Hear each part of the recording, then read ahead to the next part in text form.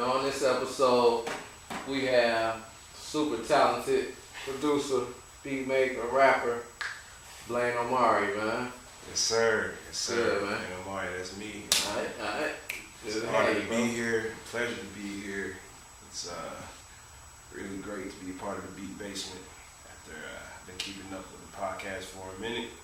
Doing some really great work and spotlighting these producers in the city. Appreciate it. Yeah. Appreciate it, my bro. For sure. I mean a lot, man. For sure, man. For real. So tell the listeners a little bit about yourself. Blaine Omarae. Alright. Where do I start? I'm an artist, man. I'm an artist in every sense of the word. Producer first and foremost. That's my first love. I love to make tracks. I love to make audio experiences. And, along with doing that, I'm an artist as well. I make songs. Actually put out an EP a couple years ago called Never Heard of Him. Got a lot of great responses to that, and so I figured, I might as well, alongside with being a producer, release songs as well. Going back a little bit, when I first started, I started doing it consistently like 09. What? Yeah, 09? Yeah, that's a pretty long time ago. It's like 9 years now.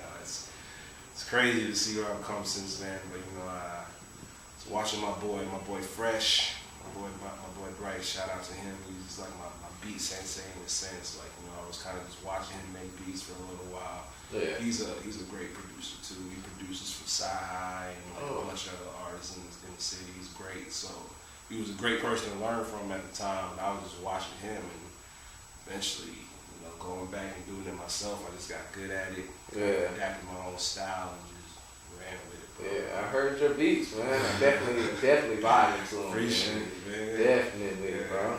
That is tight, bro. Man. Where you from?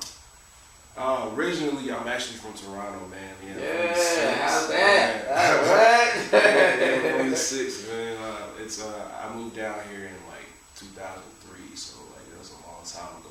Right. But I was born and raised in Toronto. It was great up there, man. How's the music scene up there? It's great. It has a life of its own in a sense. Yeah.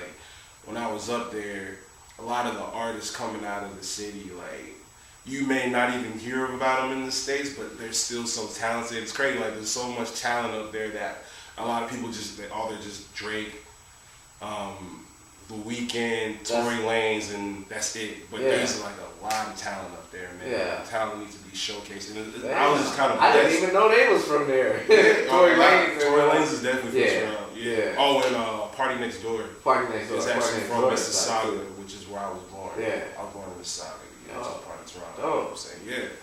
A lot of great artists out of Toronto. You said The Weeknd too? Yeah. All They're all Canadian artists. Damn. Yeah, y'all got a lot of talent up there. Yeah, including yourself, bro. Yeah, and that's what I'm saying. They don't know it yet, but they gonna know soon, man. Yeah, I hear you, man. That's the new wave, man. I was just blessed to move down to Atlanta at a very young age. They need that sound too. For real, but it's crazy because I soaked up what I was real young when I left Toronto, so I wasn't even really doing music back then, but the sound always stayed with me. Right. So eventually when I started when you bring that and mix it with the flavor, it's like seasoning, man. Exactly. It make the sauce. That's what I do, which is why I don't feel like anybody's really seen me in the city right now, because my sound is a mixture of both, and it's just great. Right. That's a great combination, man. Appreciate it. Yeah. Do you feel like those artists are opening up more doors? Oh yeah, absolutely. I mean, I've been listening. Like I said, I've been listening to Drake since Wheelchair Jimmy Dad. I remember 06 when Room for Improvement. Those early days. Sorry, I remember that was the first one. Yeah, Room for Improvement was his very first project. I think. I remember back in 06. I was at MLK. And I was listening to Drake heavy, and I was telling people, yo, this guy Drake is tough. He's gonna be the next guy. Tough. Nobody was he was tough. Ain't nobody taking no Wheelchair Jimmy. Exactly. It wasn't until I'm telling you, it wasn't until 2008 when So Far Gone came out. Right. That's the one. Wayne, and all of a sudden, Drake is Drake was huge. Did you know? But did you feel when you first started listening to him? I knew his stuff was special. Absolutely. I remember he had this cover he did to Go Operates Closer. Yeah. And that was like, I was like, okay, like this guy, he's special. He's gonna go somewhere. But I didn't to the capacity that he's doing it to. He's the biggest artist of all time. I had no idea. I mean, how could I know? Shout out Drake. Yeah, shout out to Drake. You know, shout out. It'd be an honor to work with him one day. But yeah. Definitely. You will, bro. You will. Shout out Jay Prince too. I just made him. Got his book. He got a dope book, man. But it's like, man, it's tough. It's tough, man. So that's crazy how everything connect like that. It really is, man. It really is. Like, it really is. I can tell you all the coincidences that have just happened. Y'all lived around each other up there, or y'all lived in the same town, like different towns, or not too far? Back home, know? I was born in a place called Mississauga, raised in a place called Brampton, and then went to a place called Hamilton, which is like 45 minutes away from Toronto. And then after that, then I came to that area. Yeah. Tight. So, Tight. I miss home though, man. I ain't no place like healthcare. Shit, I live in that shit too. Man, you have no idea. And it's getting tough down here. I know, man. And then these jobs, these jobs ain't offering stuff like that. You know, healthcare stuff. Yeah, it is. Yeah, it is. Because your basketball team still tough. Exactly, man. Toronto South. Hey, Kawhi is good. Kawhi I had no idea. Like he was Drake. going to go and just be a perfect match. Just what we needed up there. Right? Ain't good. They the team to beat in the East, you know, besides the Bucks. But Giannis is a monster.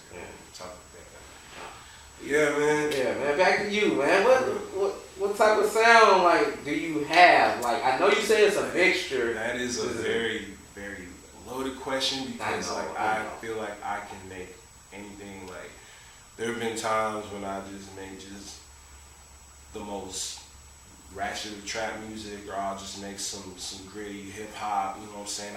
I'm a student of the game. I listen to everything, so like I feel like I can make anything. You know what I'm saying? But people would say that I have kind of a dynamic sound, a real melodic sound, because the person that made me want to start making beats in the first place was Pharrell. Yeah. He's I love Pharrell's music, his style, the way he can switch a melody up and make you feel it. Yeah. Like that's something I've always taken from since I was little. I remember when I was like 13 and I first heard like Frontin'.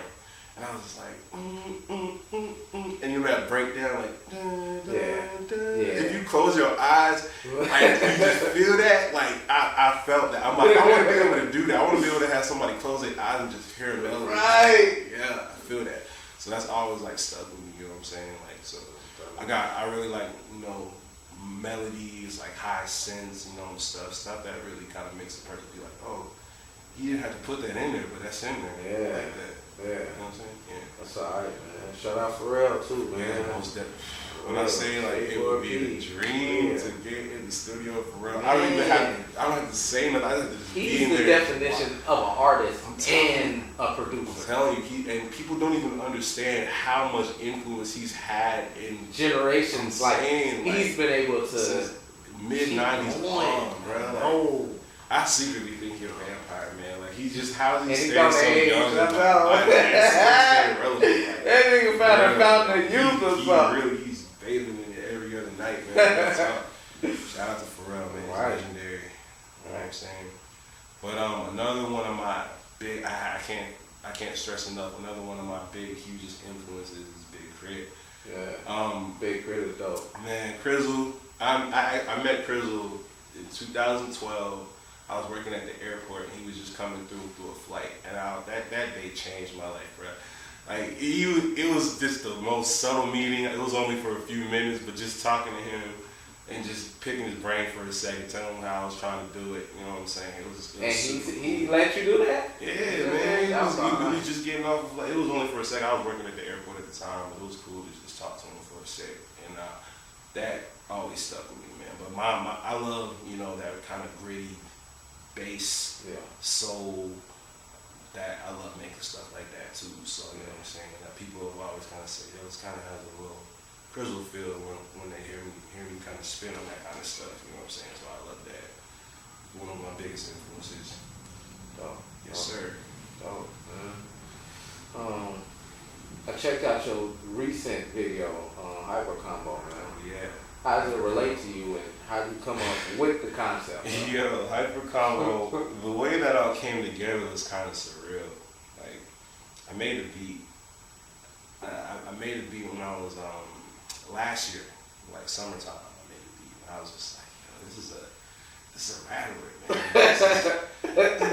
A rattler? Yeah, but like I need to do something to this, and like I just came up with the hook, and I literally, my boy Brad, the guy who was on the second verse, like I hit him up. I was like, bro, I have this record, and I really want you to get on it, and it all kind of came together, and I sent him the hook.